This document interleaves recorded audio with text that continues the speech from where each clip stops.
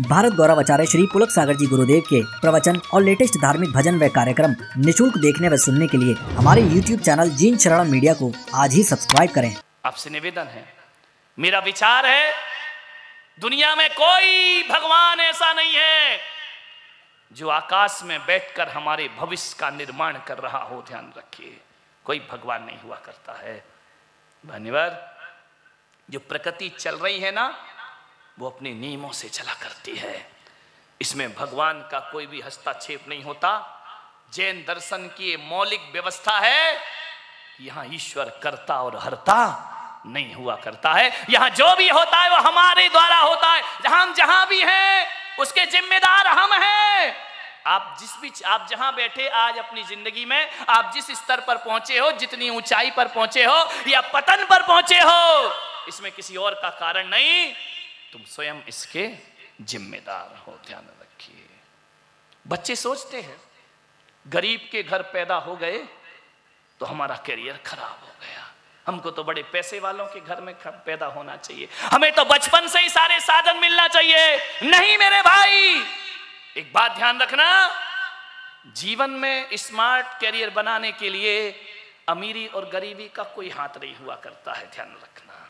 मान्यवर, एक बच्चा स्कूल जाता है, गरीब के घर पैदा हुआ, मछुआरे के घर पैदा हुआ, मछलियां मार करके जिनका जीवन चलता है, मछुआरे के घर, एक समुद्र किनारे घर में पैदा हुआ एक बच्चा, उसके पास पढ़ने को पैसे नहीं है, इमली के बीज एकत्रित करता है दिन भर और उन बीजों को बेच करके वो अपनी पढ़ाई करता है।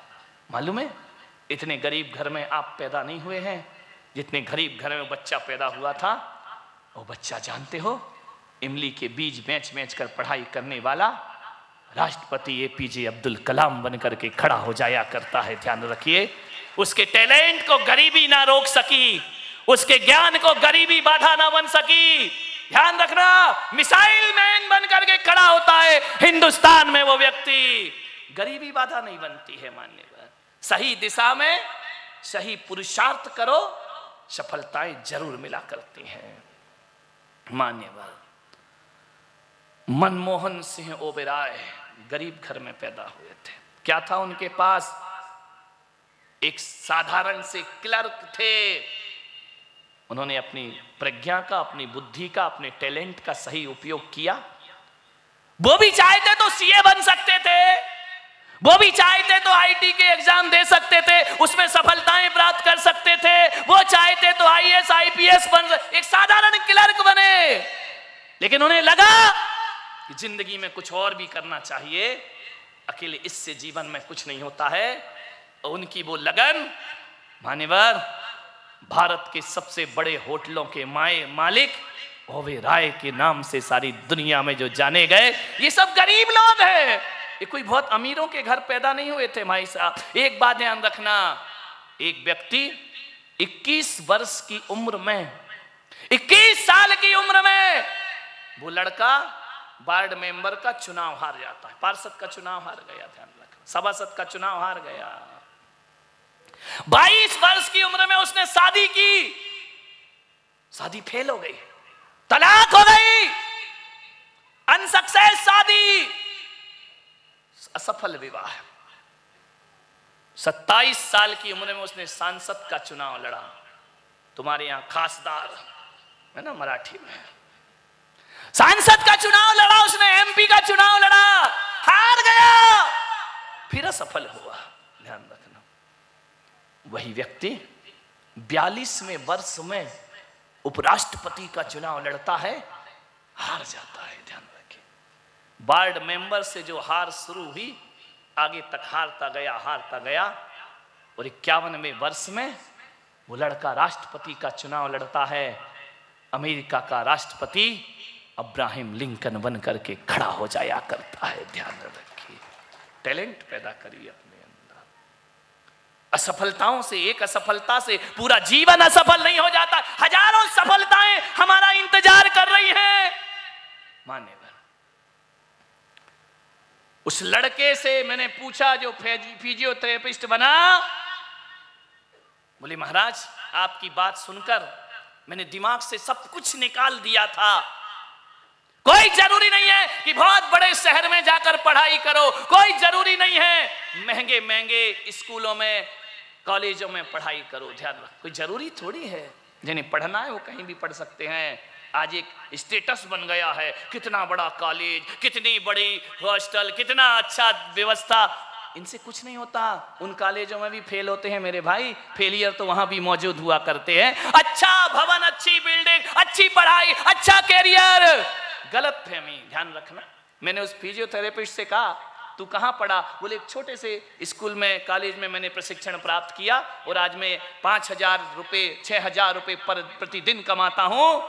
मैंने कहा ऐसा क्यों किया, तू अच्छे कॉलेज में क्यों नहीं पढ़ा? बोले बस महाराज आपकी एक बात याद आ गई कि जब मैं इलाज करने जाऊंगा तो कोई मुझसे ये थोड़ी पूछेगा कौन से कॉलेज में पढ़ा है या कौन से स्कूल में पढ़ा है। वो मेरी पढ़ाई या स्कूल से आदमी को कोई मतलब नहीं, वो तो ये देखता है कि तू ट्रीटमेंट कैसे करता है, उसका पैसा तुझको प्राप्त हुआ कर। कोई जरूरी है कि ऊंचे ऊंचे भवन से कैरियर ऊंचा बनेगा, ऊंची बिल्डिंगों से, अच्छे स्कूल से कैरियर अच्छा बनेगा? कोई जरूरी नहीं। 16 किलोमीटर दूर पैदल स्कूल जाने वाला एक बच्चा, कितना किलोमीटर? 16 किलोमीटर दूर पैदल स्कूल जाने वाला, फटे पुराने कपड़े, रोज स्कूल में लेट हो जाता। क्लासरूम में टीचर रोज उसे बाहर बिठाता। आज फिर लेट हो गए, बाहर रहिए, अंदर बैठने की कोशिश मत करो।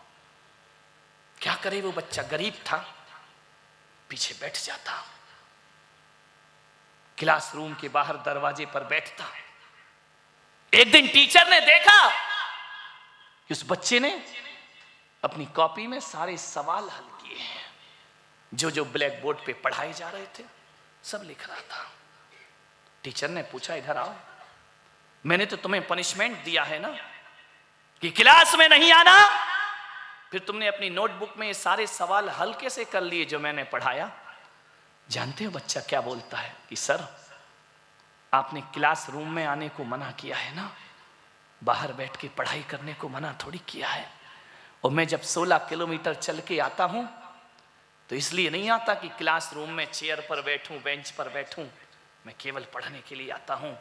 टीचर की आंख भर आई, उन्होंने बच्चे को उठाया, उसकी पीठ थपथपाई, उस बच्चे का हाथ पकड़ के क्लासरूम के अंदर ले गए और जो क्लासरूम में बच्चे बैठे थे उनसे कहा कि देखो ये बच्चा जिसे सजा मिली है, पनिशमेंट मिला है, वो बाहर बैठकर भी पूरी क्लास का अध्ययन कर रहा है और तुम अंदर बैठकर भी शैतानी करते हो।